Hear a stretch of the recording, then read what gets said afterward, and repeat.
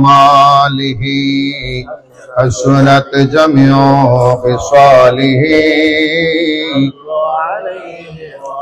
مولا میرے خبر لا گمراہ کر چلا ہوں کچھ اپنی زندگی کا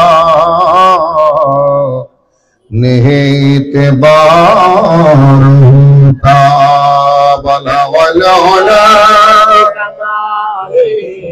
کشف الدجى بجماله حسنت جميع خصاله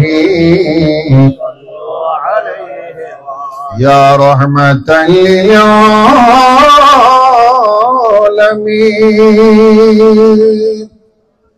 أدرك لزين العابدين محبوس أيدي ظالمين يا واسع الكرم بلغ العلا بكماله كشف الدجى بجماله حسنت جميع خصاله মাশাআল্লাহ। তারাবির নামাজের থেকে এতক্ষণ পর্যন্ত অত্যন্ত গুরুত্বপূর্ণ আলোচনা কোরআন সুন্নাহ ভিত্তিক বয়ান হয়েছে। আমার আগেও আমাদের আজকের মাহফিলের যিনি প্রধান মেহমান ছিলেন তিনিও খুব সুন্দর আলোচনা করেছেন, আমাদের সবার ভালো লেগেছে, ঠিক না? ওনার আগেও যারা ওয়াজ করেছিলেন ওনারাও সুন্দর বয়ান করেছেন, ঠিক কিনা? শুরু থেকে যারাই করেছেন সবাই আজকের মাহফিলে নির্দিষ্ট বিষয়ের আলোকে কোরআন সুন্নাহ ভিত্তিক সুন্দর বয়ান করেছেন। এই সুন্দর বয়ানটা আমাদের কেমন লাগলো? হাত তুলে বলে নারে তাকবীর, আল্লাহু আকবার, নারে রিসালাত, ইয়া রাসূলুল্লাহ, নারে গাউসিয়া, উলামায়ে আহলে সুন্নাহ জিন্দাবাদ। বেশি রাত হবে না, অতি অল্প সময়ে আমি আমার আলোচনা শেষ করব। আলোচনা করা বড় কথা নয়, যে আলোচনাগুলো হয়েছে ওগুলা বুঝে ঈমান এবং আকীদা আমলকে পরিশুদ্ধ করাটাই আমাদের মূল লক্ষ্য, ঠিক কিনা? কথা বলেন ঠিক কিনা? অতি অল্প সময় আমাদের তাবারকাত বিতরণ হবে, মোনাজাত হবে। কিয়ামের পর্ব শেষ, কিয়ামের পর্ব শেষ। আমাদের সবার পরিচয় কি? আমরা মুসলমান, ঠিক কিনা? কথা বলেন। আমরা বাংলাদেশি, এটা আমাদের বড় পরিচয়। আমরা বাঙালি, এটা আমাদের প্রধান পরিচয়, নাকি আমরা মুসলমান ওটা প্রধান পরিচয়? জোরে বলেন। আমাদের প্রথম এবং প্রধান পরিচয় হচ্ছে আমরা মুসলমান। এরপর হচ্ছে আমি বাঙালি, আমি আরবি, আমি ইরাকি, আমি ইরানি, আমি এক দেশের এক এক অঞ্চলের, ওটা আমার পরে। আমার প্রথম এবং প্রধান পরিচয় হচ্ছে আমি মুসলমান, ঠিক না? আমি মুসলমান, এটা আমাদের প্রধান পরিচয়, প্রথম পরিচয়। এই পরিচয়টা দুনিয়াতেও চলবে, কবরেও চলবে, হাসরেও চলবে। জান্নাতে যেতে হলে এই পরিচয় দিয়ে, এই অ্যাডমিট কার্ড দিয়ে, পরিচয় পত্র দিয়ে জান্নাতে যেতে হবে। কোন অমুসলিম জান্নাত পাবে? কথা বলেন। কোন অমুসলিম জান্নাত পাবে? কোন অমুসলিম জান্নাতের গ্রাম পাবে, সুগ্রাম পাবে না। আজকের এই মাহফিল আমাদের মুসলমানদের মাহফিল, আমাদের পরিচয় আমরা মুসলমান। আমাদের ধর্মের নাম ইসলাম, আমাদের ধর্মের নাম, কথা বলে, আমাদের ধর্মের নাম ইসলাম। ইসলাম অর্থ যদিও আমরা বলি এটা শান্তি, এটা পরোক্ষ অর্থ, ডাইরেক্ট অর্থ না। ইসলামের ডাইরেক্ট অর্থ হচ্ছে আল খুদু ওয়াল ইনকিয়াদ। ইসলামের ডাইরেক্ট অর্থ হচ্ছে, সরাসরি অর্থ হচ্ছে আত্মসমর্পণ করা। কি করা? মুসলমান সুদান ওয়াগারদান নিহাদান বাতাআত, আত্মসমর্পণ করা আল্লাহর গোলামির জন্য, আল্লাহর অনুগত্যের জন্য নিজেকে ঝুঁকিয়ে দিয়ে আল্লাহর সামনে মাথা নত করে আত্মসমর্পণ করে এক আল্লাহর প্রতি বিশ্বাস করার নাম, নবীর প্রতি বিশ্বাস করার নাম, পরকালকে মানার নাম, ঈমানি আর কামগুলা মানার নাম হচ্ছে ইসলাম। সুবহানাল্লাহ। ইসলাম বাদ দিয়ে কেউ জান্নাত পাবে? ইসলাম বাদ দিয়ে কেউ জান্নাত নয়, কবরে শান্তি পাবে? কবরে ইসলাম নিয়ে প্রশ্ন হবে না? কথা বলেন। ইসলাম নিয়ে প্রশ্ন হবে না? আর ওই কবরে যে ইসলাম নিয়ে প্রশ্ন হবে, আমার পরিচয় হবে মুসলমান। আর এই মুসলমানিত্বের পরিচয় দিতে হলে আল্লাহর বিধান, নবীর বিধান মাথা পেতে নিয়ে আমল করে নিজের জীবনকে বাস্তবায়ন করতে পারলে, সাজাতে পারলে আমি নিজেকে মুসলমান দাবি করতে পারবো। আমি নামের মুসলমান দাবি করলাম, ইসলামী অনুশাসন আমার কাছে নাই, হবে? কথা বলেন।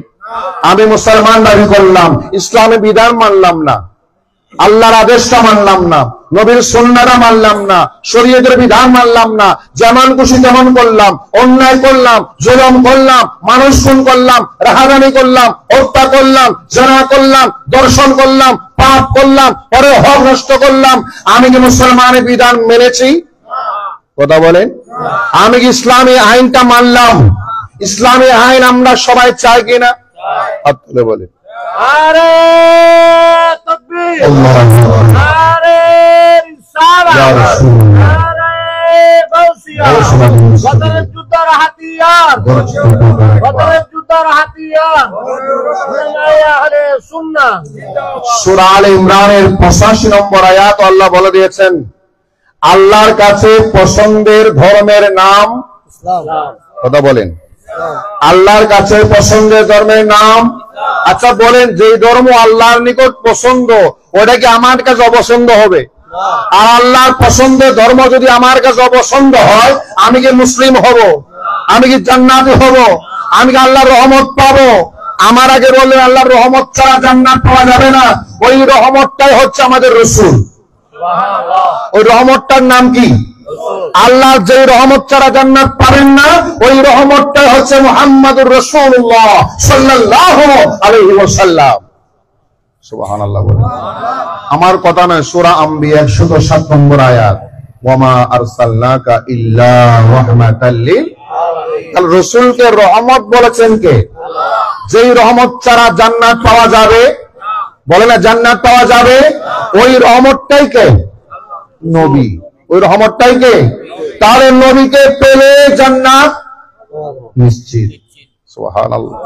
নবীকে বাদ দিয়ে জান্নাত পাওয়া যাবে? আর আল্লাহ যেটা বললেন আলে ইমরানে 85 নম্বর আয়াতে, ইন্নাদ দীনা ইনদাল্লাহিল ইসলাম। আল্লাহর কাছে পছন্দের ধর্মের নাম ইসলাম।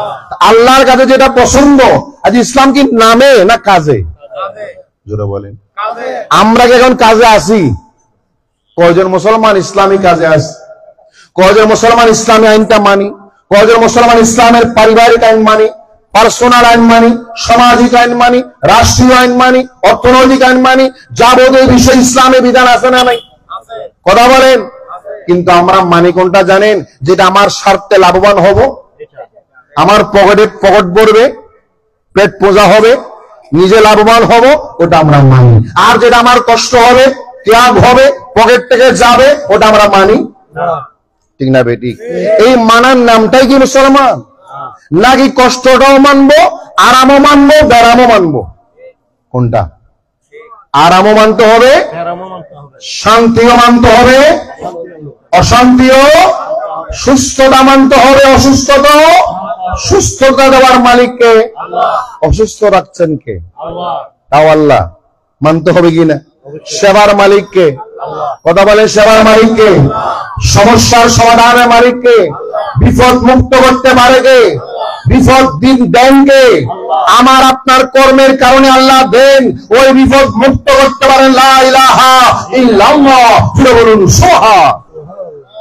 আবার সূরা আল ইমরানের 85 নম্বর আয়াতের আরেকটু পরে গিয়ে আল্লাহ বললেন, ওয়ামা ইয়াবতাগি গায়রাল ইসলামে দীনা ফালাই ইউকবালা মিনহু। সুবহানাল্লাহ। আল্লাহ বলেছেন, আমার বান্দারা, ওয়ামা ইয়াবতাগি গায়রাল ইসলামে দীনান ফালাই ইউকবালা মিনহু। রব্বুল আলামিন ইরশাদ করলেন, যে ব্যক্তি বা যারা ইসলাম ছাড়া অন্য কিছুকে, অন্য দিন মনে করে, ধর্ম মনে করে, মাইয়ার তাবি গায়রে ইসলাম, ইসলাম ছাড়া যদি কেউ অন্য দিনকে ফলো করে, ইহুদিকে মানল, খ্রিস্টান মানলো, মারমা মানলো, চাকমা মানলো, ত্রিপুরা মানলো, অন্যায় করলো, অন্য ধর্মকে ফলো করলো, আল্লাহ বলছেন ফালাই কবালা মিনহ, ওনার কোন আমল, ওনার কোন চর্চা, ওনার কোন দোয়া, ওনার কোন ফরিয়াদ আল্লাহর দরবারে কবুল হবে না। লাইও কবালা, কবুল হবে না, না শুধু কখনো হবে না, কখনো এটা নফি তাকিদ বলন, কখনো আল্লাহর দরবারে কবুল হবে না।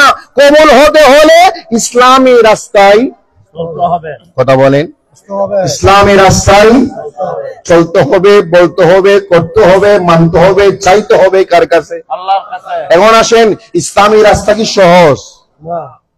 কথা বলেন। আজকে আমরা এই মাহফিল আসলাম, আরামের ঘুম হারাম করলাম, সারাটা দিন শ্যাম সাধনায় ছিলাম, কষ্ট হয়নি? কথা বলেন, কষ্ট হয়নি? সারাদিন শ্যাম সাধনা করলাম, ইফতার করলেন, ক্লান্ত ছিলেন, এশারের নামাজ পড়লেন, তারাবি পড়লেন 20 রাকাত, জিকির করলেন, মিলাদ কিয়াম করলেন, মোনাজাত করলেন, কিছু খেয়েছেন অথবা খান নাই, আবার মাহফিলে আসলেন, এগুলা কি কষ্ট নয়? কথা বলেন। এই কষ্ট অনেকে সহ্য করতে পারে না, আবার অনেকে পারে, ঠিক না বেটি? যারা সহ্য করতে পারে এরা হচ্ছে আল্লাহ প্রিয়তম বান্দা, আর যারা সহ্য করতে পারে না তারা অনেক লো লেভেলে, ঠিক না বেটি? অনেক কি লেভেলে? লো লেভেলে, নিম্ন লেভেলে, আর আপনারা হচ্ছে উচ্চ লেভেলে। আল্লাহু আকবার। মুসলমান হওয়া সহজ না। আমরা তো বাপের মা বাবার মুসলমান, আমরা মুসলমান, আল্লাহর পক্ষ থেকে স্পেশাল নিয়ামত পেয়েছি, অটোমেটিক মুসলমান, ঠিক না বেটি? একবার চিন্তা করেন, যারা ফিলিস্তিনে জন্মগ্রহণ করেছেন, যারা কাশ্মীরে জন্মগ্রহণ করেছে, ফিলিস্তিন যাদের ধর্ম, ওই মুসলমানদের মুসলমান পরিচয় দেওয়া কেমন? আপনি সাহারি খাচ্ছেন 5-10টা আইটেম নিয়ে, তারা সাহারি খাওয়ার জন্য একটা খেজুরও, তারাও মুসলমান, আমরাও মুসলমান, তারাও রোজা রেখেছে, আমরাও রোজা রেখেছি, তারাও তারাবি পড়েছেন, আমরাও তারাবি পড়েছি, তারাও কোরআন তেলাওয়াত করে, আমরাও কোরআন তেলাওয়াত করি, কষ্ট কার বেশি? কথা বলেন। ওই ফিলিস্তিনের মুসলমানের কষ্ট, কথা বলেন না, কষ্ট। যেহেতু তারা কষ্ট বেশি করে, নিয়ামত কি আমার সমান পাবে? কথা বলেন না, নাকি আরো বেশি? আরো বেশি নিয়ামত পাবে। আপনি অবাক হয়ে যাবেন, মিডিয়ার কল্যাণে আমরা দেখি এই ভারতে মুসলমানরা মসজিদে নামাজ পড়তে যেতে পারে না, এমন এলাকা আছে না? নেই? মুসলমানরা মসজিদে যাওয়ার সময় কাপড় খুলে ফেলে, টুপি খুলে ফেলে, পাথর মারে, পানি মারে, রং মারে, গরম পানি মারে, এমনও উনিও মুসলমান, তিনি কিন্তু গরম পানি খাওয়ার পরও কোথায় যায়? কথা বলেন। কাপড় ছেড়ে যাওয়ার পরও কোথায় যায়? টুপি নিয়ে ফেলার পরও কোথায় যায়? আর আমরা কাপড় ঠিক, খাবার ঠিক, ঘুম ঠিক, সব ঠিক, নামাজ। আমিও মুসলমান, তারাও মুসলমান, পার্থক্য আছে না? নেই? অসুবিধা হচ্ছে, পার্থক্য আছে না? নেই? মুসলমানের মতো মুসলমান দাঁড়ি করতে হলে কষ্ট করতে হবে, পরিশ্রম করতে হবে, ত্যাগ করতে হবে, আরামকে হারাম করতে হবে, কষ্টকে মেনে নেওয়ার নাম হচ্ছে মুসলমান। এই ইসলামকে পরিচয় দিতে হলে মায়ের কোলে বসে বসে সাধারণভাবে এমনি সুন্দর সুন্দর কে দেখে আমরা আপনারা কত আরাম আছি জানেন? কত আরামে আমরা মুসলমানিত্ব পালন করি। ফিলিস্তিনে মুসলমানদেরকে প্রশ্ন করেন, ইসরায়েলি হামলা, নামাজ পড়তে দাঁড়িয়েছে, তাদের অন্তরে তাদের টেনশন, বোমা হামলা হচ্ছে কিনা? ঠিক না বেটি? অসুবিধা হচ্ছে। তারা নামাজ পড়ে ঠিক, আমিও নামাজ পড়ি এসি মসজিদে, আমাদের মাসরা জামা মসজিদে এসি আছে না? নেই? কথা বলেন না। নামাজ পড়ে আরাম না? আরাম না? কত আরাম। মাসরা জামা মসজিদে আমরা নামাজ পড়ি, কত আরাম। আর ওই মসজিদে, আমাদের মসজিদে নামাজ পড়লে কোন আক্রমণের সংখ্যা, সন্দেহ। আর ফিলিস্তিনের মুসলমানদের প্রশ্ন করেন, নামাজ পড়তে দাঁড়ালে আল্লাহু আকবার বলে যখন দাঁড়ায়, এদের টেনশন পেরেশানি, কখন বোমা হামলা হয়, কখন নামাজ অবস্থা শহীদ হব, ঠিক না বেটি? কখন নামাজ অবস্থা শহীদ হব, এই চিন্তা তাদের মাথায়। তারপরও সেই চিন্তা থাকার পরও, শহীদ হওয়ার সম্ভাবনা থাকার পরও কেউ মসজিদ ছেড়ে পালাই নাই, ঠিক না বেটি? মসজিদ ছেড়ে চলে, এরাই তো মুসলমান। আমি বলি আমি মুসলমান, এরা মুসলমান। আপনি একবার তাদের সাথে আমার সাথে তুলনা করেন, তারা কত কষ্টে ইফতারি নেই, ঠিক না বেটি? আমরা রকমারি 5-10 রকমের ইফতার করি, কত রকমের ইফতার।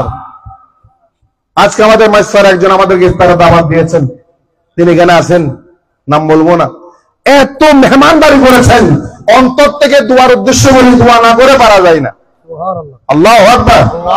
আজকে রাতে এখানে আসার আগে আমার ভাই আব্দুর রহিম এত সুন্দর মেহমানদারি করেছেন, দোয়া না করে পারা যাবে না। এই কথাটা বলতে চাচ্ছিলাম, এত খাবারকে আমরা মুসলমানিত্ব পালন করি, আর ফিলিস্তিনের মুসলমানরা দেখেন এরা ইফতারি করার মতো ইফতারি সামগ্রী ছোলা নাই, সোনা পেঁয়াজও পাইনি নাই, এক গ্লাস পানিও পাই না, একটা খেজুরও পাই না, এরপরও তারা কিন্তু রোজা চারে। এরাই মুসলমান, আমরাও মুসলমান, তফাৎ আছে না নাই? আমি একটু উদাহরণ দিয়ে বোঝাচ্ছিলাম, মুসলমান হওয়া কি সহজ? কথা বলেন। নবীজি বলেছেন কুল্লু মাউলুদিন ইউলাদু আলাল ফিতরা আনি আল ইসলাম। নবীজি বলেছেন প্রত্যেক নবাগত শিশু, ছেলে হোক মেয়ে হোক, মুসলমান হয়ে জন্মগ্রহণ করে। আর ওই মুসলমান হয়ে জন্মগ্রহণ করলে কারো ঘরে ফ্যানের বাতাস, কারো ঘরে এসির বাতাস, কারো ঘরে রোদের তাপ, কারো ঘরে বোমা হামলার আশঙ্কা, কারো ঘরে আশঙ্কা নাই, ঠিক না বেটি? তারা কি কষ্ট বেশি করে না? যেহেতু কষ্ট বেশি করে, তারা কি লাভও বেশি হবে না? সওয়াবও বেশি হবে না? নিয়ামতও বেশি পাবে না? জান্নাতে আমার বিশ্বাস তারা আমাদের আগে যাবে। আল্লাহু আকবার। একজন সাহাবীর কথা বলবো, একজন সাহাবীর কথা বলি, যিনি 17 নম্বর মুসলমান। কত নম্বর? মানে সাহাবীদের মধ্যে যারা 1 নম্বর 2 নম্বর প্রথম মুসলমান ছিলেন, দ্বিতীয় মুসলমান, তৃতীয় মুসলমান, এভাবে করে মুসলমানদের তালিকায় প্রথম নম্বরের পরে তিনি 17তম মুসলমান ছিলেন। তার নাম হযরত সাদ বিন আবি ওয়াক্কাস রাদিয়াল্লাহু তাআলা। সাদ বিন, বলেন না, সাদ বিন আবি ওয়াক্কাস রাদিয়াল্লাহু তাআলা আন, যিনি আমাদের চট্টগ্রামে এসেছিলেন। সুবহানাল্লাহ বলেন না? চট্টগ্রামে এসেছিলেন, ইসলামের দাওয়াত নিয়ে চীন যাচ্ছিলেন। কোথায়? কথা বলেন। চীন। চীন যাওয়ার সময় চট্টগ্রাম বন্দরে এসেছিলেন। কোথায়? চট্টগ্রাম বন্দরে।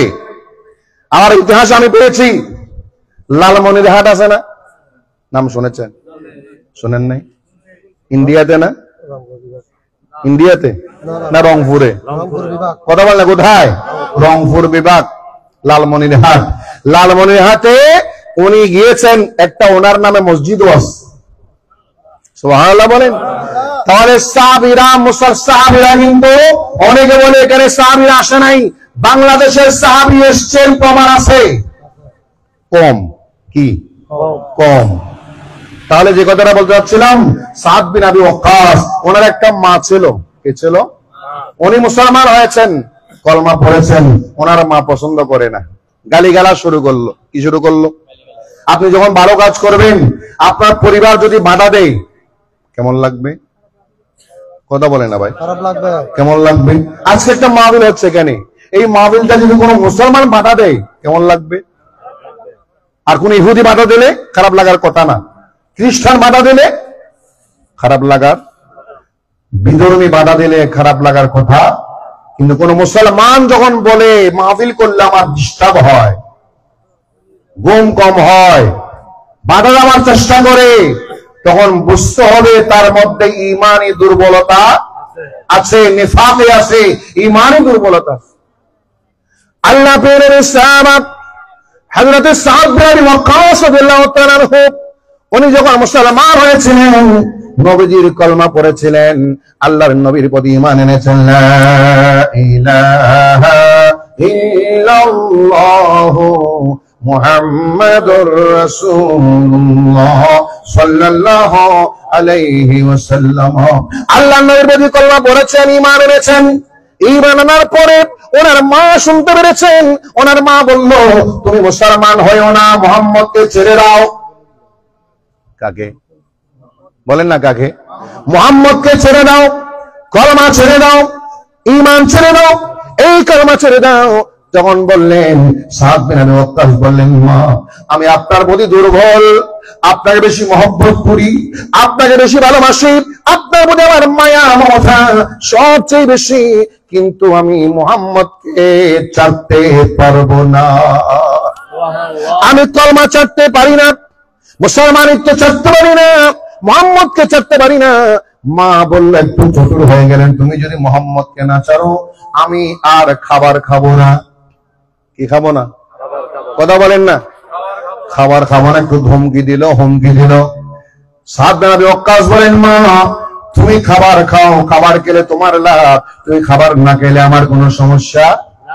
মা সেই কথা বলে, একদিন খাবার খাই নাই, সকালেও খাই নাই, বিকালেও খাই নাই, রাত্রেও খাই নাই, দ্বিতীয় দিনও খাই নাই, রাত্রেও খাই নাই, তৃতীয় দিনও খাই নাই। কয়দিন হয়ে গেল? জোরে বলেন না। 3 দিন হয়ে গেল। 3 দিন না খেয়ে থাকার কারণে মা একটু দুর্বল হয়ে পড়লেন। ঘরে আসলেন, মা বলে, ও সাদ তোমার কারণে আমার মত হয়ে যাচ্ছে। দুর্বল হয়ে গেলেন। হ্যাঁ সাদ শোনো, তুমি তো মা বাবার অবাধ্য হয়ে গেল। কে বলে? তুমি তো তোমার মার বাধ্য হয়ে গেল, তোমার মাকে মানো না, তোমার মার কথা শুনো না, তোমার মা যেটা বলেছে সেটা শোনার কথা ছিল। তুমি তো আমাকে মহব্বত করো, আমাকে ভালোবাসো, আমার কথা কেন শুনো না? তখন সাদ বিন আবি ওয়াক্কাস বলেন, মা একদিন নয়, 2 দিন নয়, 3 দিন নয়, তুমি অনাহার হয়ে থাকতে থাকতে জীবনও চলে যেতে পারে।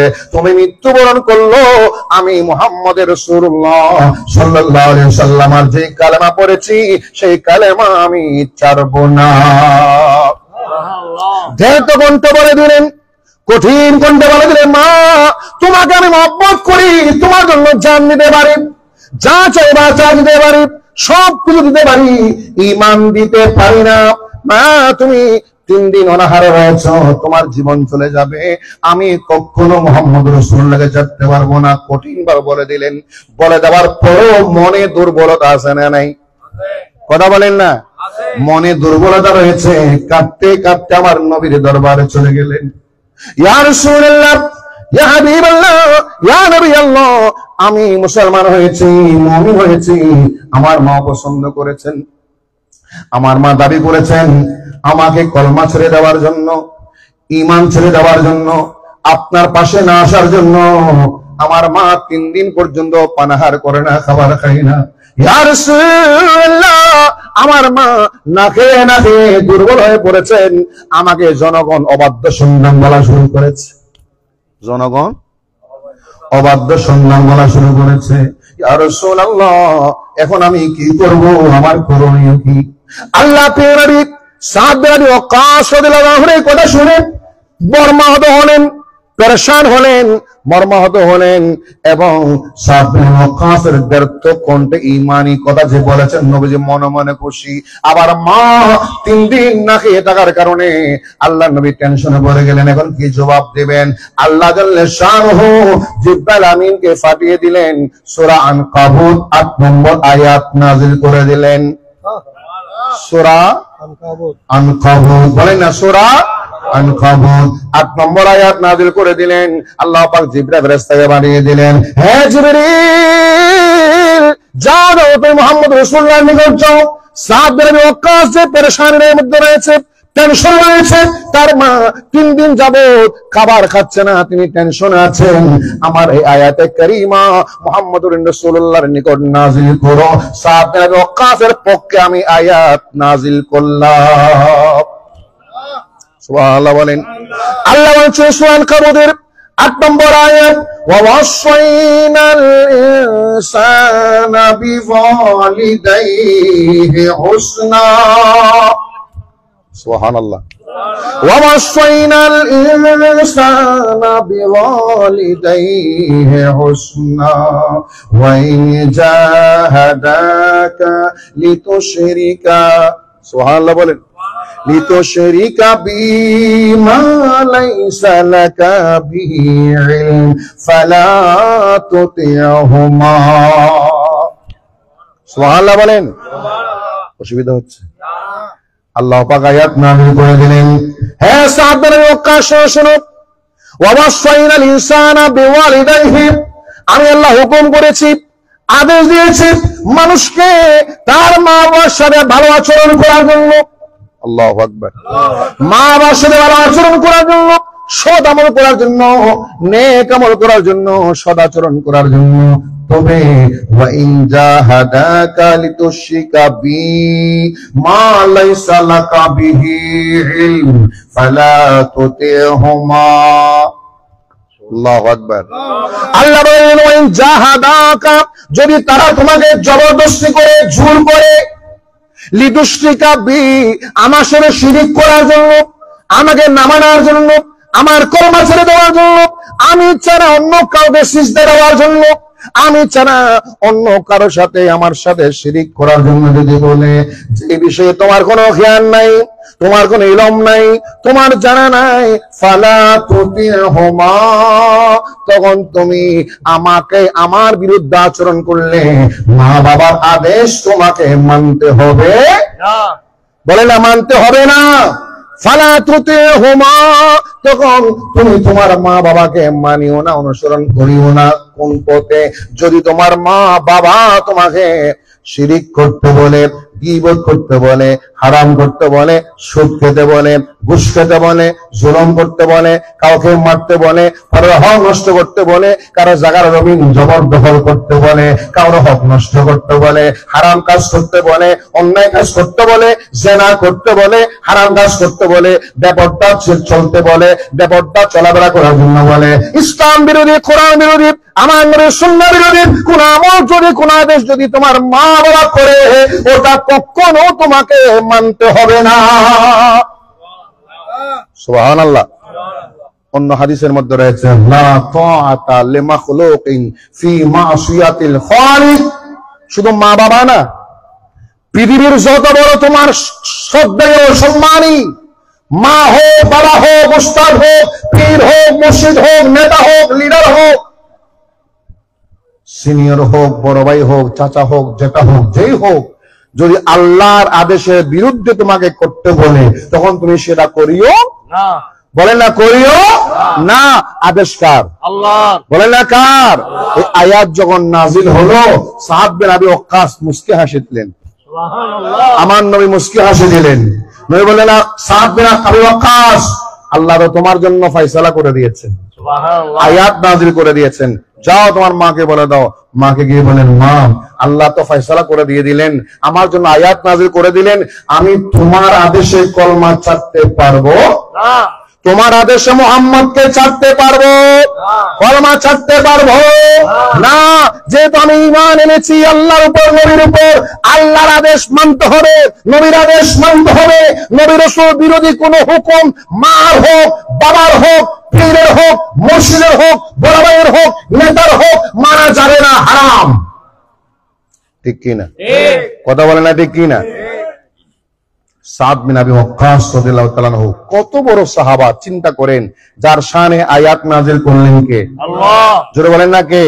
এখন আপনি দেখেন, আমার আপনার মা বাবাকে মানতে হবে, পীর মুর্শিদকে মানতে হবে, মুরব্বিকে বলেন না, মুরব্বিকে মানতে হবে, উস্তাদকে মানতে হবে, ততক্ষণ যতক্ষণ আল্লাহ রাসূলের আইনের ভিতরে, আর আল্লাহ রাসূলের আইনের বাইরে গেলে তখন না মানা ফরজ। তখন না মানা, তখন কি? না মানা ফরজ। আল্লাহ রাসূলের বিধানের ভিতরে হলে মানা ফরজ, আর বিধানের বাইরে গেলে না মানা ফরজ। এটার নাম মুসলমান, এটার নাম কি? আমাদের সবার আগে হুকুম কার? আল্লাহ। সিজদা কার জন্য? আল্লাহ। এখন আপনার পীর যদি বলে আমারে সিজদা দাও, কারটা মানবেন? কথা বলেন না। পীর সাহেব যদি বলে আমাকে সিজদা দাও, আমাকে সিজদা না দিলে তোমাকে মুরিদ থেকে নাম কাটি দেব, কোনটা করবেন? নাম কাটি দাও, সব কেড়ে দাও, আমি তোমাকে সিজদা দিতে পারবো। যে পীর নিজে সিজদা নেই, এটা পীরও না, এটা শয়তান। এটা কি? কথা বলে, এটা কি? এটা মুমিনের কাজ নয়, পীরের কাজ নয়। পীরের কাজ হচ্ছে শয়তানের গোলামকে আল্লাহর গোলাম বানানো। ঠিক না বেটি? মুমিনের মুর্শিদ পীরে কামেলের কাজ হচ্ছে শয়তানের গোলামকে আল্লাহর গোলাম বানানো, নবীর গোলাম বানানো। নিজে সিজদা নেওয়া নয়, সিজদা নেওয়া নয়। এরপরে আসেন, আল্লাহর আইনের বাহিরে যদি কেউ আদেশ করে, আপনার মা বাবা বলেন যে হোক, যদি আপনার সুদ খেতে বলে খাওয়া যাবে? ঘুষ খেতে বললে, অন্যায় করতে বললে, জেনা করতে বললে? এখন তো মা বাপ ভাই বোন সবাই মিলে পরামর্শ করে, প্ল্যান করে, ঘরে বউকে বেহুশ করে, ঘুমের ট্যাবলেট খাওয়াইয়া ওই বউয়ের বোনকে জেনা করলো, ব্যভিচার করলো, দর্শন করলো, সে মারাও গেল, শহীদ হয়ে গেল, জান্নাতও চলে গেল। ইসলাম আছে? কথা বলেন না। ইসলাম আছে? ইসলামে কি জেনা আছে? কি অসুবিধা হচ্ছে? আপনি মুসলমান দাবি করলেন, মুমিন দাবি করলেন, জেনাটা ছাড়তে পারলেন না। জেনা শুধু ডাইরেক্ট জেনা না, চোখের জেনা আছে না নাই? হাতের জেনা আছে না নাই? পায়ের জেনা আছে না নাই? কলবের জেনা আছে না নাই? চিন্তার জেনা আছে না নাই? আপনি অবৈধ গায়রে মহিম মহিলার দিকে তাকালেন, চোখের জেনা হলো। হাতে স্পর্শ করলেন, কিসের জেনা হলো? গাড়িতে উঠতেছে, কন্ডাক্টর হাত দিয়ে ফিটে হাত দেয়, তুলি দেয়, জেনা কিসের হলো? নমাতের। জেনা কিসের? হাতের হলো। পায়ে হেঁটে গেলেন, জেনা কিসের? পায়ের। এইভাবে করে প্রতিটি অঙ্গের জেনা আছে না নাই? জোরে বলে আছে না নাই? আপনি মুসলমান হলে কখনো জেনা করতে পারেন না। আমার নবী সাথ করলেন, আমার সাথে ওয়াদা করে জেনা ছেড়ে দেবা, তারপরে তুমি মুসলমান। আল্লাহু আকবার। আর সেই জেনা এখন আমাদের সমাজে লাগাতার সাইলাম, গড়ে গড়ে হাতে। ঠিক না বেটি? ঠিক না বেটি? অথচ কোরআন আল্লাহ বলেছেন সূরা নূরে, আয-যানিয়াতু ওয়াজ-যানি ফাজলিদু কুল্লা ওয়াহিদিম মিনহুমা মিআতা জালদা। জেনাকারী পুরুষ, জেনাকারী মহিলা 100 দুররা বেত মারতে বলেছেন কে? আল্লাহ। এই ফয়সালাকে আমরা মানি? আমরা ধিক্কার দিই, ঘৃণা করি, গণদোলাই দিই, অথচ শরীয়তের আইন? ঠিক না বেটি? দর্শককে আমরা ধরে দিই, গণদোলাই দিই, পুলিশকে দিই, থানায় দিয়ে খুঁড়ে দিই, অথচ ইসলামী আইন? ঠিক না বেটি? অপবাদ দিলে 80 বেত মারতে বলা হয়েছে, আমরা মারি না। সতী সাধ্বী নারীর বিরুদ্ধে অপবাদ আছে না নাই? ভালো মানুষের বিরুদ্ধে অপবাদ আছে না নাই? জেনার বাজার গরম, ইসলামে জেনার স্থান? অসুবিধা হচ্ছে। আমার নবীর দরবার একজন সাহাবী এসে বলেন, ইয়া রাসূলুল্লাহ, আমি মুসলমান হয়েছি, আমি কিন্তু মুসলমান হওয়ার আগে জেনা করতাম বেশি। নাউজুবিল্লাহ বলেন। আমাকে একটু জেনার অনুমতি দেন। কিসের অনুমতি? কথা বলেন না। জেনার অনুমতি দেন। আল্লাহ তিনি ইরশাদ করলেন, হে আমার সাহাবী শুনো, তুমি যেহেতু মুসলমান হয়েছো, ইমানদার হয়েছো, জেনার অনুমোদন চাইলা, তুমি আমাকে আগে উত্তর দাও, কোন মানুষ যদি তোমার মায়ের সাথে জেনা করতে চায়, তোমার কেমন লাগবে? তখন সে সাহাবী বললে, ইয়া রাসূলুল্লাহ, আমার খারাপ লাগবে, আমার পছন্দ হবে না। আল্লাহ ইরশাদ করলেন, কোন মানুষ যদি তোমার স্ত্রীর সাথে জেনা করতে যায় কেমন লাগবে? সে বলল, আমার খারাপ লাগবে।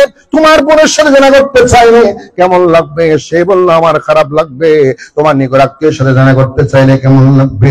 সে বলল, আমার খারাপ লাগবে। এখন চিৎকার করে বললে, ইয়া রাসূলুল্লাহ, ইয়া রাসূলুল্লাহ, আমি আর অনুমতি চাই না, অনুমতি লাগবে না, আমার জেনার অনুমতির দরকার নাই, আমার জন্য দোয়া করে। আল্লাহ ইরশাদ করলেন, সাথে সাথে হাত তুলে দিলেন, আল্লাহর দরবারে হাত তুলে দিলেন, আল্লাহুম্মা গফির যানবা, আল্লাহুম্মা গফির যানবাহু, ইয়া আল্লাহ, আমার এই সাহাবী জিনা করতে চেয়েছিল, এখন নিয়ত পরিষ্কার করে ফেলেছেন, মাবুদ আল্লাহ তার জীবনের গুনাহ মাফ করে দাও। ওয়া হাসিন ফারজা, এবং তার লজ্জাস্থানকে নিরাপত্তা দান করো। তার লজ্জাস্থানকে নিরাপত্তা দান করো, তার চোখকে অবনত করার তৌফিক দাও। আমার নবী দোয়া করলেন, ওই দিন থেকে সেই সাহাবীর জীবন পরিবর্তন হয়ে গেল। আমার নবী দোয়ার বরকতে, তার নিয়তের বরকতে। ওই দিন থেকে সাহাবীর জীবন পরিবর্তন হয়ে গেল। পরের দিন থেকে অনেক দিন তিনি জীবিত ছিলেন। কিতাবের মধ্যে রয়েছে ওই সাহাবী রাস্তায় হেঁটেছেন, রাস্তায় গিয়েছেন, বাজারে গিয়েছেন, কোনদিন পায়ের নিচ থেকে উপরের দিকে তাকায় নাই, নিজের পায়ের দিকে দেখে দেখে তাকিয়েছেন। ডানও তাকাতেন না, বামও তাকাতেন না, সামনেও তাকাতেন না, পিছনেও তাকাতেন না, নিচেদের মাথা নিচু করে করে পায়ের দিকে তাকিয়ে তাকিয়ে হাঁটতেন, পায়ের দিকে তাকিয়ে তাকিয়ে ঘরে আসতেন। কোন বড় মহিলার দিকে তিনার চোখ কখনো যায় না। আল্লাহু আকবার। তাহলে জেনা থেকে মুক্তি আমরা চাই কিনা? জেনা থেকে মুক্তি পেতে হলে সহজ কথায়, আমার সংক্ষিপ্ত কথায় বলি, এই জেনা থেকে মুক্তি পেতে হলে জেনার বাজার বেপরদা নারীদের প্রত্যাশীল হতে হবে। ঠিক না রে? ঠিক। বেপরদা নারীদের যেভাবে পর্দাশীল হওয়া ফরজ, বেপরদা চোখ লম্বা পুরুষের চোখ খাটো হওয়া ফরজ। বহুত মানুষ চোখ লম্বা আছে না নাই? আমাদের চোখ লম্বা আছে না নাই? কি চোখ লম্বা গিয়ে দেয় না লফত দে নামাদের চরিত্রহীন লম্ফ আছে না নাই? ওই চোখ লম্বাকে খাটো করতে হবে। আল্লাহর কোরআনে বলেছেন, সূরা নূরে বলেছেন, ইয়া আইয়ুহাল্লাযীনা আমানু, হে বান্দারা তোমরা তোমাদের চোখকে অবনত করো। চোখকে অবনত করো, পরনারীর দিকে তাকাইও না। পুরুষ জেনা বন্ধ করতে হলে পুরুষের যেভাবে দায়িত্ব আছে, আমাদের মা বোনদের দায়িত্ব আছে না নাই? আমরা এমন কথা বলি না যে শুধু নারীর দায়িত্ব, পুরুষের দায়িত্ব নাই। পুরুষের দায়িত্ব হচ্ছে পর্দার দিকে না তাকানো, স্পর্শ না করা, হারাম প্রস্তাব দেওয়া নেওয়া থেকে বিরত থাকা। ঠিক না বেটি? আপনাকে পরকিয়া করার জন্য প্রস্তাব দিয়েছেন, আপনি মানবেন না। প্রেম করতে বলেছেন, মানবেন না। সে দিলেও নেবেন না, আপনিও দিবেন না। এবং সেই নারী আমার মা বোন না, পর্দাশীল হয়ে বোরকা পরে, মেকআপ পরে পর্দাশীল হয়ে চলাফেরা করবে। সেও নিজের চক্ষুকে অবনত করবে, পরপুরুষের দিকে তাকাবে না। আস্তে আস্তে জেনার বাজার ঠান্ডা হয়ে যাবে, বন্ধ হয়ে যাবে। ঠিক কি না? 2 নম্বর পদ্ধতি, আমাদের হাতে যে মোবাইল, আমরা সরকারকে বলবো এই মোবাইলে যে পর্নোগ্রাফি, যে অন্যায় অশ্লীল ছবি, অশ্লীল বেহায়াপনা ছবি, ব্যবহারটা ছবি, নারীদের ছবি, পুরুষের ছবি, বেহায়াপনা গুলা ছেলেদের চুকে চুকে, হাতে হাতে, মেয়েদের চুকে চুকে, হাতে হাতে, যার কারণে ছেলেরা মেয়েরা নিজেকে কন্ট্রোল করতে পারে না। এই পর্নোগ্রাফি বন্ধ করতে হবে। ঠিক না? আর তোরা বলেন ঠিক না? আজকের মাহফিল থেকে আমরা দাবি জানাই, এই পর্নোগ্রাফি গুলো বন্ধ করেন। মোবাইলকে নিরাপত্তা দেন। আপনি ডিজিটাল বানিয়েছেন, হাতে হাতে মোবাইল দিয়েছেন, এটা বড় কথা না। ওই মোবাইলের মাধ্যমে আমার চোখ নষ্ট হয়, ওই মোবাইলের মাধ্যমে আমার ছেলে নষ্ট হয়, আমার মেয়ে নষ্ট হয়, আমার ভাই নষ্ট হয়, আমার বোন নষ্ট হয়, আমার মুসল্লি নষ্ট হয়। ঠিক না বেটি? এই মোবাইলের কারণে, পর্নোগ্রাফির কারণে কত হাজার মা বাবা ছেলে হারালো, কত হাজার মা বাবা মেয়ে হারালো। ঠিক না বেটি? পালায় পালায় যায়, 2 জন আসে 3 জন নামাজের পালায় যায় কয়জন? 2 জন ছেলে এবং আধার সময় নাতি, আধার সময় নাতি। মা বাবা বলাচ্ছে যা ক্যাং করে বিয়ার যাই থেকে 1 বছর কি বাপারে বুঝে যখন আমাদের লাইন করে ঘরে ঢুকে ফেলাম। শাস্তি হইয়ে না? হয় নাই? পাপের শাস্তি হয় না, গুনাহের শাস্তি হয় না। এই শাস্তি না হওয়ার কারণে দিনে দিন পাপ বাড়তেছে, জেনা বাড়ে, ব্যভিচার বাড়ে, দর্শন বাড়ে। শুধু আসিয়া মৃত্যুবরণ করেছে তা না, আফিয়াও মৃত্যুবরণ, আফিয়াও কিন্তু শিকার হয়েছিল, আয়েশাও শিকার হয়েছিল। আরো অনেক নারী আমাদের মা বোন না জেনার দর্শনের শিকার হয়েছে। ঠিক না? ঠিক। এই দর্শনের বিচার হয় নাই, একটা বিচার না হওয়ার কারণে হাজার দর্শন বেড়েছে। ঠিক না বেটি? কি মুসলমান আপনি, আমি মুসলমান দাবি করি, বাংলাদেশে অধিকাংশ মানুষ মুসলমান বলেন, নামের মুসলমান। ইসলামী আইন কোথায়? আমার সরকারকে পরামর্শ দেব, একজনকে আপনি ইসলামী বিধান কার্যকর করেন, একজন জেনাকারীর উপর, জেনাকারিনী মহিলার উপর, পুরুষের উপর, দর্শকের উপর আপনি ফয়সালা করেন, শরিয়ার ফয়সালা, কোরআনের ফয়সালা। দেখবেন এই বাংলাদেশের মানুষ ইসলাম মানতে বাধ্য হবে। ঠিক না বেটি? ঠিক না বেটি? আরবের মধ্যে যখন চুরি করতো, হাত যখন কাটা হলো, একজনের হাত কাটে, 2 জনের হাত কাটে, তখন চোররা চুরি করেন অবাজি, একবার চুরির দ্বারা হালে কি হারাবে, হাত কাটা যাবে, চুরি কি হয়ে যাবে? জেনার বিচারটা করেন, পাথর মারেন, দুর্রা মারেন, যেভাবে ইসলামী ফয়সালা আছে ওইভাবে করেন। বিবাহিত হলে এক ফয়সালা, অবিবাহিত হলে এক ফয়সালাটা মানেন। তাহলে সমাজ থেকে, দেশ থেকে দর্শন বন্ধ হোক আমরা চাই কিনা? দুই হাত তুলে বলেন চাই কিনা? আওয়াজ দেন চাই কিনা? কত মা বাবার চোখের কান্না, গোপনে কান্না সহ্য করতে পারে? সোনার মতো মানুষ বলে না, সোনার মতো মানুষ, বলার মতো মানুষ। সবাই শুধু বিচার চাই, বিচার চাই, মানববন্ধন চাই, নিজের প্রচার করে বাস্তবায়ন সংশোধন করে না। কেন বাংলাদেশের মধ্যে আপনি জেনার এই ইসলামী আইনটা করেন না, দেখবেন জেনা বন্ধ হবে, দর্শন বন্ধ হবে। ঠিক না বেটি? একজন নারী সামনে স্বর্ণ পরে যেতে পারে না, পর্দা ছাড়া যেতে পারে না। পুরুষরা আক্রমণ করে, ছেলেরা আক্রমণ করে, যুবকরা আক্রমণ করে, আছে না নেই? আমার আলোচনা শেষ। একটা হাদিস শরীফ বলি, অসুবিধা হবে? অসুবিধা হবে? হযরত আলকামা রাদিয়াল্লাহু আনহু থেকে হাদিস শরীফ, তিনি তিনার পিতা থেকে বলেন, এটা তিরমিজি শরীফ 2787 নম্বর হাদিস। নবী ইরশাদ করলেন, একদিন একজন মহিলা, তখন মহিলারা মসজিদে নামাজ পড়তে যেত। কোথায়? কথা বলেন না। মহিলারা মসজিদে জামাতে নামাজ পড়তে যেত। একজন মহিলা মসজিদে যাচ্ছেন, হঠাৎ প্রতিমধ্যে অন্ধকার রাস্তা ছিল। একজন পুরুষ ওই মহিলাকে ধরে জোরপূর্বক দর্শন করলো। নাউজুবিল্লাহ বলে, জোরপূর্বক দর্শন করলো। কি রাগ করতেছেন? শরম হচ্ছে? হক কথা বলে বলতে হবে ভাই, না বললে সংশোধন হবে কেমনে? ঠিক না বেটি? দর্শন করার পরে সে চলে গেল। মহিলাটা কাঁদতেছেন। কিছুক্ষণ পর আরেকজন মানুষ আসছে। সেই মানুষটা যাওয়ার সময় মহিলাটা বলল, ভাই আমার সাথে এরকম একজন মানুষ এই আচরণ করেছে। ওই মানুষটা শুনলো না, চলে গেল। এরকম আমাদের দেশে আছে না নাই?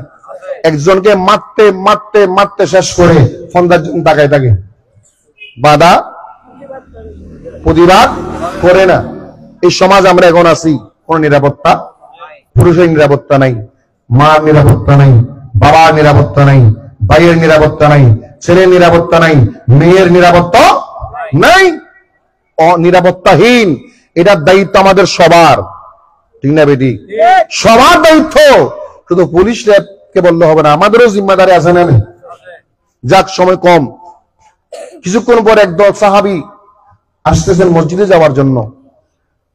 তাদেরকে তিনি বলেন, ভাই আমার সাথে অমুক এরকম এই আচরণ করেছেন, দর্শন করেছেন জোরপূর্বক। ওই সাহাবীরা গিয়ে সেই মহিলাকে সাথে নিয়ে আমার নবীর দরবারে নিয়ে গেলেন। সুবহানাল্লাহ। আমার নবীর দরবারে বিচার তো হক বিচার, বেইনসাফ। মহিলা থেকে শুনলেন, নবীজি বললেন, ঠিক আছে তুমি চিনেছো ওই মানুষকে? বলে, চিনতে পেরেছি। একটি উদাহরণ দিলেন, আলামত বললেন। সাহাবীরা কয়েকজন গিয়ে একজন মানুষকে ধরে নিয়ে আসলো, দৌড়ে, কথা বলেন না, দৌড়ে নিয়ে আসলো। নবীজি ইরশাদ করলেন, এই লোকটা? মহিলাটা বললো, হ্যাঁ আমি। উনি তো অন্ধকারে চিনতে পারেন না ভালো করে, আলামত গুলো হালকা হালকা বলেছেন, এইটাই তো। নবীজি বললেন, ঠিক আছে তোমরা একে এই মুহূর্তে মাটিতে পুঁতে গলা পর্যন্ত পাথর মারো। একদিন পরে না, 2 দিন পরে, কথা বল না, 2 দিন পরে। আর এখন আসিয়ার দর্শক প্রমাণিত হলো। আসিয়াকে কারা দর্শন করেছে প্রমাণিত হলো। সেই চিকিৎসা অবশ্যই মারাও গেল। এরপরও বলা হচ্ছে 90 দিন পরে। কদিন পরে? কেন? প্রমাণ হওয়ার পর 90 দিন লাগবে কেন? এই 90 দিনে তো কত 90,000 আইন বের হবে তাকে বের করার জন্য। ঠিক না বেটি? এই 90 দিনের মধ্যে কত 90,000 আইন বের হবে, লয়ার বের হবে, উকিল দাঁড়িয়ে যাবে তাকে বাঁচানোর জন্য। যে উকিল গুলা তার পক্ষে দাঁড়াবে তারা কি উকিল নাকি বদমাইশ? কথা বলেন না। সমস্ত লয়ারদেরকে আমি বলবো, হাই এই দর্শকের পক্ষে আপনারা দাঁড়াবেন না, দর্শকের পক্ষে দাঁড়াবেন না। দেখবেন এর বিচার 90 দিন লাগে কেন? প্রমাণ যেহেতু হয়েছে, সাথে সাথে বিচার হওয়া দরকার। কিছুদিন পরে শুনবেন, দেখবেন, আমি বলি ওনার জামিন হয়ে গেছে, অথবা 10 বছরের সাজা, 5 বছরের সাজা। আবার উনি কোন এক সময় কি হয়ে যাবে, কারো হাত ধরে, লেজ ধরে, পা ধরে, হাত ধরে বের হয়ে যাবে, আবার অপরাধ করবে। এটাই কি বিচার? কথা বলেন না, এটাই কি বিচার? এই জন্য একজন জেলখানায় যায়, 1 বছর পরে জামিন হয়, 2 বছর পরে জামিন হয়। আসার পরে সে আর জেলখানাকে ভয় পায় না। কত জেলখানা কি আছে নাই জানি, আর নডরা ঈদে আসার পর আরো বেশি কি করে চুর হয়ে ঢুকে ডাকাত হয়ে বের হয়। ঠিক না রে? ঠিক। চুর হয়ে ঢুকে ডাকাত হয়ে বের হয়। ছোট অপরাধী ছিল, বড় অপরাধী হয়, আবার আরো বড় বড় অপরাধ করে, আরো বড় বড় ক্রাইম করে, কিশোরী গ্যাং তৈরি করে। আছে না নেই? আর এখন আমরা কিশোরী গ্যাংদেরকে নেতা বলি, কিশোর গ্যাংদেরকে আমরা অতিথি বানাই, জায়গা জায়গা অতিথি বানাই, সন্ত্রাসদেরকে, ডাকাত চোরদেরকে, হারামখোরদেরকে আমরা অতিথি বানাই। আমি আজকেও বলেছি এক জায়গায়, হাসান চিশতিকে বলেছিলাম, মাহফিল পবিত্র, এখানে যাকে তাকে নাম দেব অতিথি বানাবা। আছে না নেই? কেন? এটা পবিত্রতা আছে না নেই? এটা পবিত্র জিনিস। কোরআন সুন্নাহ বের হবে, টাকার জন্য, চাঁদার জন্য আমি চোর, ডাকাত, হারামখোরকে আমি অতিথি বানাবো না। পারেন না? পারেন না? সিদ্ধান্ত নেন, কম খরচ করেন, তারপরেও হারামের টাকা নেওয়ার দরকার। ঠিক না? রেডি? আমাদের বলে আমরা ফিস ছাড়া মাহফিল করব, হাদিয়া লাগবে না, তারপরেও হারামের টাকার দরকার নেই। এই সিদ্ধান্ত নেওয়া যায় না? কাদের সাহেবেরও হই, ইবো মাহফিল করছে, একটা মানুষের নাম দিবি, দুনিয়ার নাম বেগি ইতরাও দি, ইয়ার আগে নেই আমাদের সেই তরাও দি, আরো ভর্তিয়াদের শুধু নাম দিদি দাদে গিল্লাই সাদালে বললে। আমার প্রশ্ন হলে শুধু আলেম ওলামার নাম দেন, শুধু আলেম ওলামার নাম দেন। বাকিদের থেকে আল্লাহর ওয়াস্তে যারা দিবে নেন, না দিলে টেনশন নাই।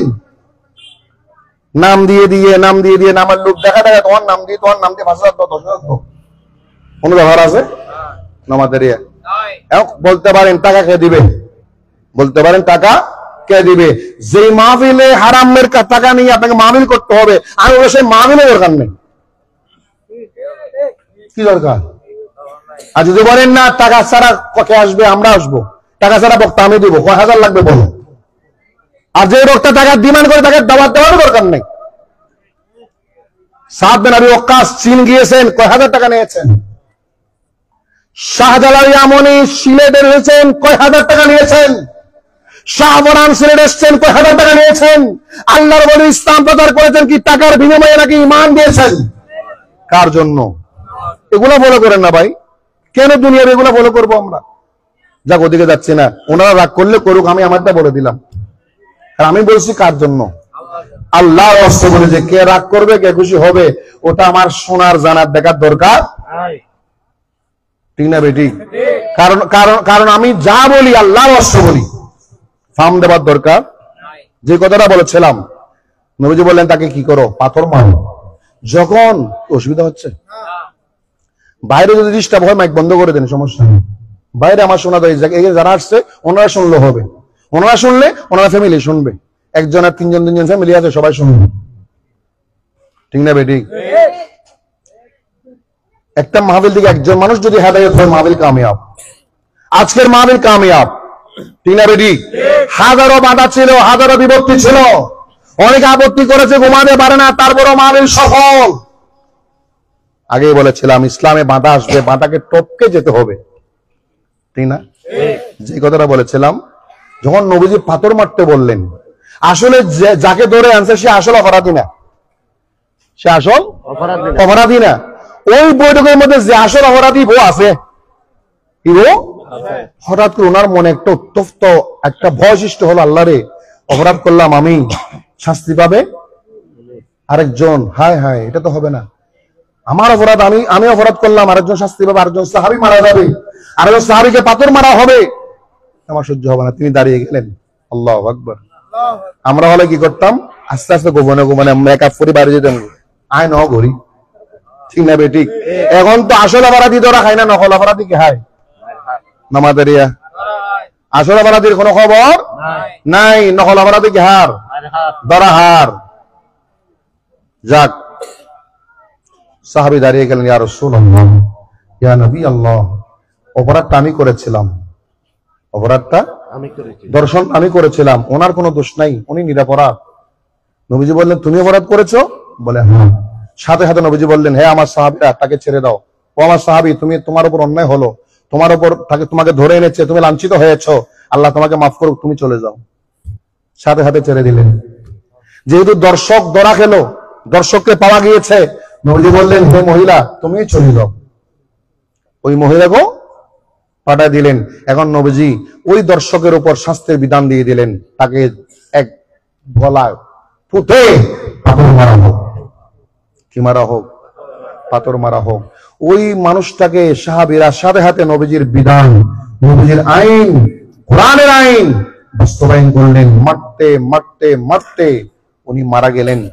এখন সাহাবায়ে কেরাম কয়েকজন একটু বলা বলি করলো, ইস, মানুষটা জাহান্নামে চলে গেল। মানুষটা কথা বলেন না, জাহান্নামে চলে একটা আফসোস করতেছেন। আল্লাহ বিশ্বাস করলেন, হে আমার সাহাবায়ে কেরাম, শোনো শোনো, যাকে আমি দর্শনের কারণে দর্শক হিসেবে শাস্তি দিয়েছিলাম, কোরআনের আইন জারি করেছিলাম, সে জাহান্নামে যায় নাই, সে জাহান্নামে যায় নাই, সে জাহান্নামে যায় নাই। ওই দিন থেকে, যেই দিন সে দর্শন করেছিল, সেই দিন থেকে সে এমন তওবা করেছে, আল্লাহর দরবারে কান্নাকাটি করেছেন, আল্লাহর দরবারে কান্নাকাটি করেছেন, এমন তওবা করেছেন, এই একজনের মতো তওবা যদি মদিনার মানুষ সবাই করত, সবাই কবুল হয়ে যেত, জান্নাতি হয়ে যেত। ওই একজনের মতো তওবা যদি মদিনার মানুষ সবাই করত, সবাই সব মানুষকে আল্লাহ জান্নাত দান করতেন। এখন বলেন, সে দর্শনের কারণে শাস্তি পেয়েছে, আর নবীজি বলে সে মনে মনে এমন তওবা করেছে, কার কাছে? আল্লাহর কাছে। এমন তওবা করলো, এমন পাপ করলো, ওই তওবার কারণে সে, ওই তওবার কারণে সে আল্লাহ তাআলা মাগফিরাত পেয়ে গেলেন, ক্ষমা পেয়ে গেলেন। আমি আপনি যত অপরাধ করি না কেন, তওবা করলে মাফ করেন কে? আমরা তওবা করতে চাই কিনা? যেরকম চাই কিনা? আমার আলোচনা শেষ।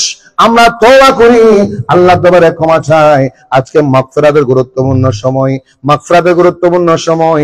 শুহাদায়ে বদর ওসিলা দোয়া কবুল হয়, আসহাবে বদর ওসিলা দোয়া কবুল হয়। আজকের এই মাহফিল নিশ্চিত কবুল, নিশ্চিত কবুল, নিশ্চিত কবুল। আমরা দোয়া করি, আল্লাহ আমাদের সবার তওবা কবুল করে নাও, আমিন। আরো জোরে বলেন, আমিন। আমার মুখে বলেন, আস্তাগফিরুল্লাহ রব্বি মিন কুল্লি ذنب وأتوب إليه لا حول ولا قوة إلا بالله العلي العظيم اللهم إني أتوب إليك توبة نصوحا اللهم إني أتوب إليك توبة نصوحا اللهم إني أتوب إليك توبة نصوحا تقبل مني إنك أنت السميع العليم بحق لا إله إلا الله محمد رسول الله صلى الله عليه وسلم أشهد أن لا إله إلا الله وحده لا شريك له وأشهد أن محمدا عبده ورسوله আল্লাহ আমাদের তওবা কবুল করুক, আমিন। আজকে আমার বিশ্বাস, আমরা এখন যারা তওবা করলাম, আমাদের সাথে যদি কেউ বাইরেও করে থাকে, আমার একান্ত বিশ্বাস নয়, শুধু একনিষ্ঠ বিশ্বাস, একেবারে সত্যিকারের বিশ্বাস, আজকের তওবা নিশ্চিত কবুল। আজকের পরে কেউ আগের পাপের কারণে ধরা খাবে না, আমিন বল। আজকের পরে কেউ আগের পাপের কারণে লজ্জিত হবেন না, ইনশাআল্লাহ। আজকের এই তওবাটা আল্লাহর দরবারে মকবুল হয়ে গেছে রমজানের কারণে। কার কারণে?